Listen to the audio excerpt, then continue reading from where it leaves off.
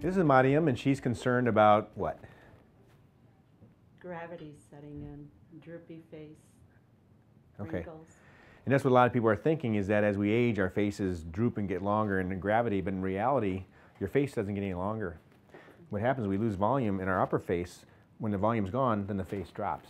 Okay, so in some cases, somebody has a massive weight loss, their skin might drop, but they lost fat. And as we age, you lose your deep fat pockets. You know, if you go to church, you look at daughter, mother, grandmother, you see a progressive hollowness of the upper face and mid face and heaviness down here. So it is gravity, but it's gravity result of fat atrophy. So we're going to do filler in this area here, right in the temple, right down the bone, basically. A lot of mid-face hollowness. So I'm going to basically fill up this entire area. And also to get her neck lifted up, we're going to elongate her jaw. So you lose a little bit of dentition, a little bit of bone. And she's going to do her lips. I'm going to do her lips last. I like to numb up for the lips. And for the movie, if I numb up for the lips, her lips will be kind of crooked and her face will be crooked. Okay? We'll do a little bit in here and a little bit in here. We'll probably do a little bit in her tear trough. But mostly we'll focus on building up her mid-face. So I'm just going to wash this off and then. So this fortunately is Crayola, so it comes right off.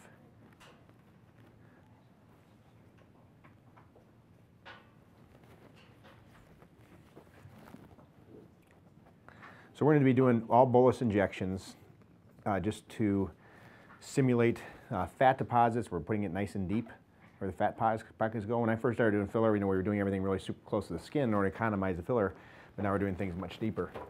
So here we have, let me just grab my box there. Here's a box of reconstituted Juvederm. Basically, we take the Juvederm and we mix it with saline to make it softer, and I'll use that for some of the areas. In other areas, I use the full thickness Juvederm. And how I make the decision is based on if I'm going close to the skin, if I'm going to some place that a lot of stiffness is needed or not. So put your head back.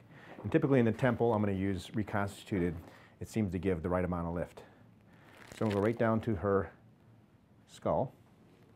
Just pull off it a little bit. We don't inject her periosteum. And just do a nice injection. And you have to go real slow. When you do the reconstituted Juvederm, they'll feel the little air bubbles. That's probably not enough.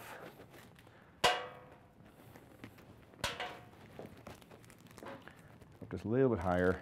Try to watch the blood vessels so I don't bruise her too much.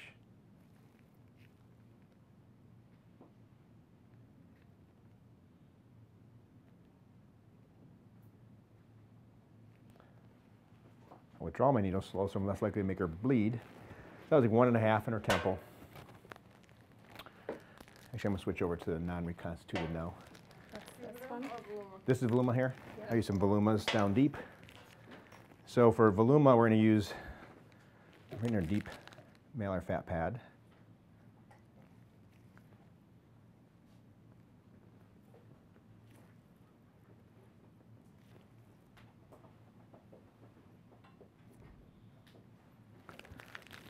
Now take some Juvederms. Straight Juvederm? This Yep. is straight. That's this is Juvederm too. This is Voluma. Okay, thank you.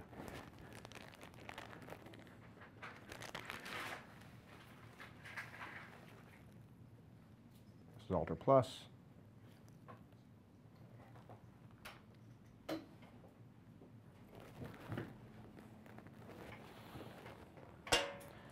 Not Alter Plus, yep.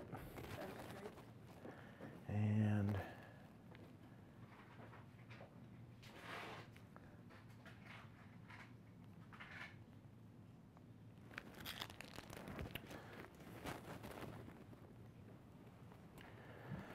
can I see a Voluma now? I'm going to do the V1 and V2 on her because she is very hollow in her upper face. So go right here in a zygomatic fissure and go right down the bone. About 2.2 and mash it down. In this case, instead of going into a deep fat pocket, I'm going to cheat a little bit by going on top of her malar prominence, which is something you can do with Voluma. It gets a nice amount of stiffness and just barely under the skin.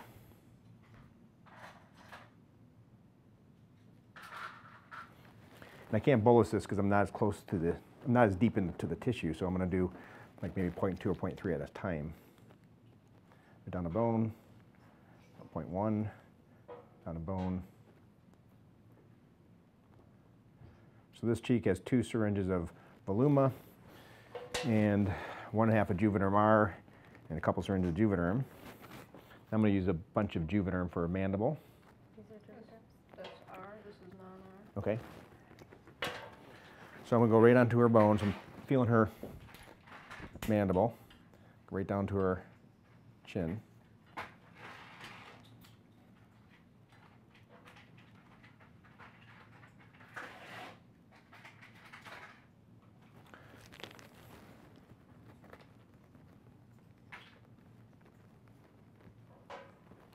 So you run along the angle of her mandible. Take another Juvederm regular. To her mentalis, on the bone.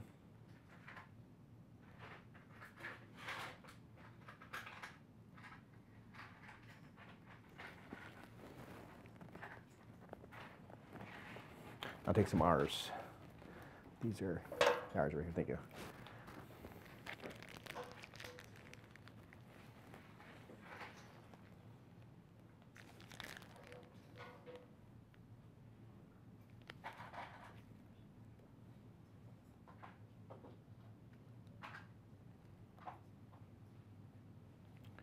And the orbital rim.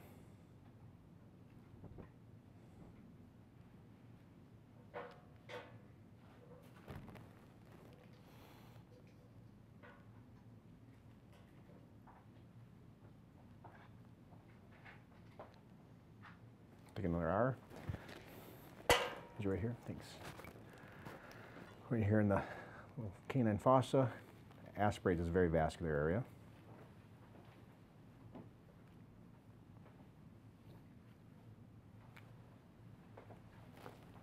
I typically bolus it. I know a lot of people thread it. I don't think it's necessary. When you bolus it, you're going to get a little longer time to break it down. For a marionette line, I'm put a little bit in the corner of her mouth here. And we'll go from the lip out to create a little, like a suspension bridge. Okay. Now right here in the mentalis area, this lateral mentalis into the witch's chin. Correct that little divot.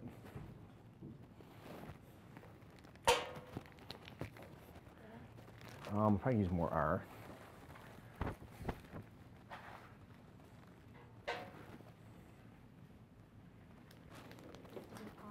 Thank you. That's okay. So I'm going to go just here in her subcutaneous tissue, which is kind of hollowed.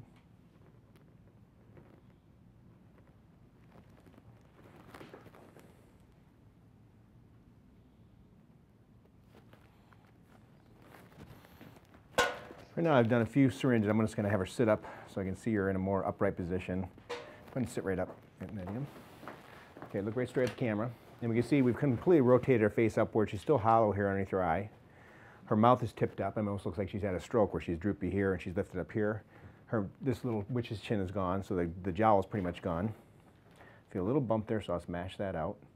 And by injecting along the mandible, you basically elongate the mandible, which lifts up the neck. I think she's adequately filled in her temple. She'll probably use a little bit on her orbit and right here in her lateral orbit. Let me come around where you're at. You can just keep that right there, Quentin.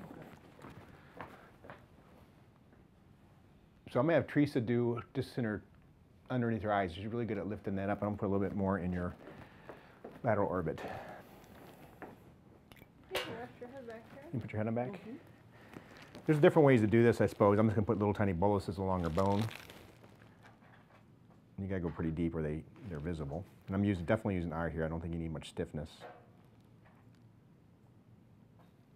I'm aspirating each time.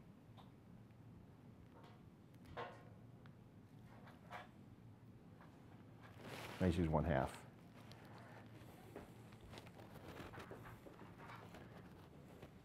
Why don't you go ahead and do her, fill her here a little bit more.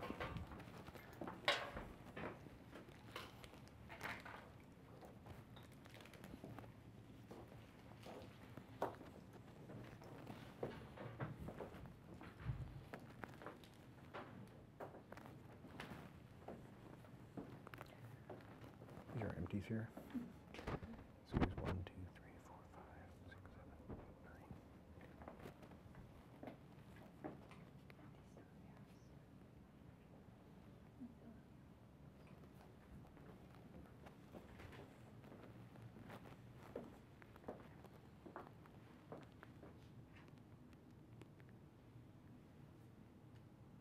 Now describe what you're doing. Just creating a base here underneath the eye. Then you kind of push it towards the globe, and it fills in that crease, and it builds a foundation so you can fill the rest around it.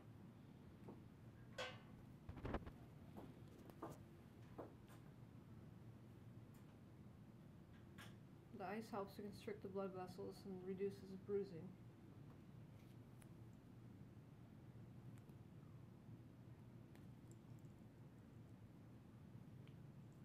Just aspirating, 'cause it's so vascular. If you go to meetings, doctors will talk about the fact that you can't aspirate blood through a syringe because they did experiments where they take a Juvederm and they put it in a little red liquid and pull it back. Problem is there's no systolic or diastolic pressure in a bucket of water. So when you do get into a vessel, you know, you'll find out. In fact, Dr. A had some issues in Bellafill, and Dr. Sadik was out here and he says, "Oh, you can't aspirate," and sure enough, she got a little blood, right? Proving that you can get blood. Yeah.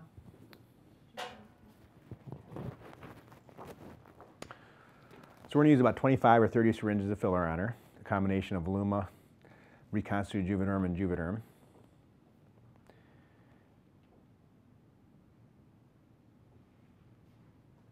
And if you're trying to get by with 2 or 3 syringes for Juvederm, you can't go this fast because you got to be real economic with your filler. Very good. I'm so blessed for all of you, especially you. Yeah, looking good.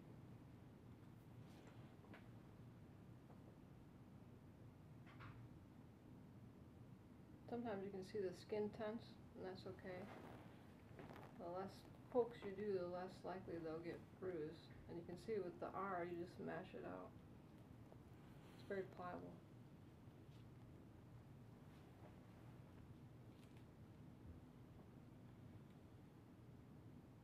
Some places like here, there's barely any coverage, so as soon as you put the filler in, it tense like that.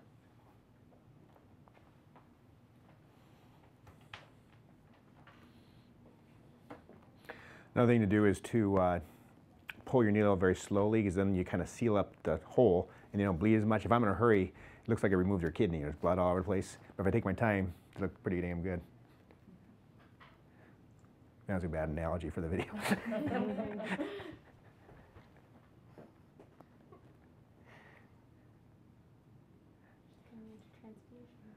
Yeah, there's hardly any bleeding at all. When you do the under eye, you can palpate the edge of the orbital bone there, and you just keep below that. So we're working our way up there.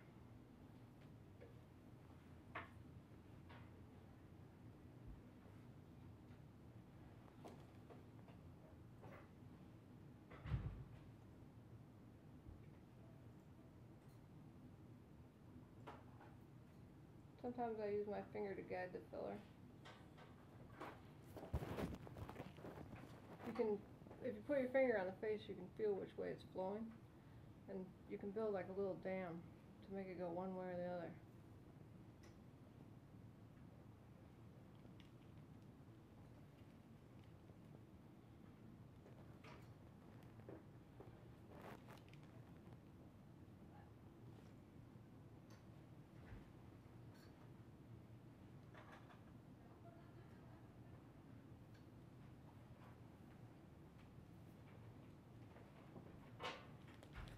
And it'll look a little bumpy when you first do it, because it starts to swell.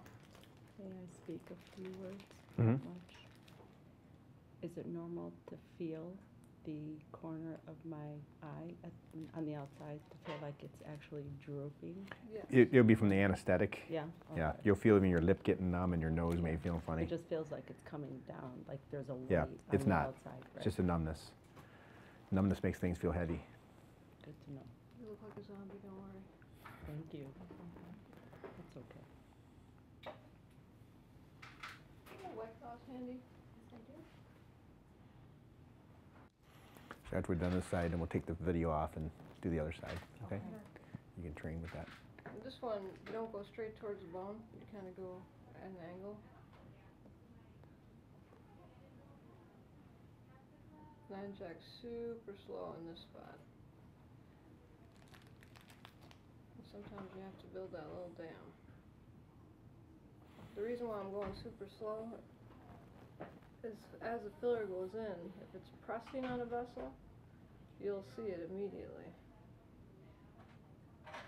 And this area fills, it doesn't take much filler, so you can see what you're doing pretty quickly. And then you just kind of force it up near the canthus there, where it's not safe to put your needle.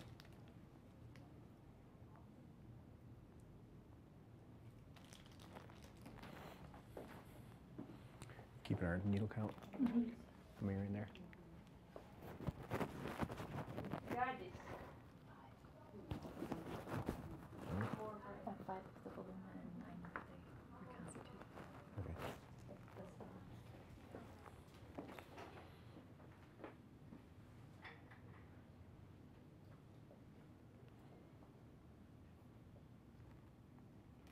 Can you tip your chin down for me real quick? Good. That's good. That's great. So we use 15 syringes on this side, so this would be a 30 filler case. So we have a few Voluma, a few Juvederm, and some Juvederm R for the areas that were more superficial around the orbit, not as stiff. And we're gonna have you sit up for a minute, and put your head look straight into the camera. You have to look up. And you see how much her, I'm gonna come around this side, but you see how much her face is kind of rotated up. Her steatoblephron is not even really visible anymore. Temple's filled out, it's even starting to puff a little bit. Her mouth is lifted up on this side real smooth. Her chin is wider. Her midface is wider. And that's what it takes, is a lot of filler. You know, back in the day we were doing 3 syringes of filler, you couldn't possibly achieve this results. But that looks fantastic. So we're gonna take offline and do the other side, because we're gonna be doing some training today, and then we'll do a before and after on the video. One last comment, the under eye area, in about a month, when the filler softens a little, it's a good time to put a second layer in so that it looks very natural. Right now if we put more, it would just look kind of bulky, so it's good to correct it about 75%, let it settle, and then do a second layer. Perfect.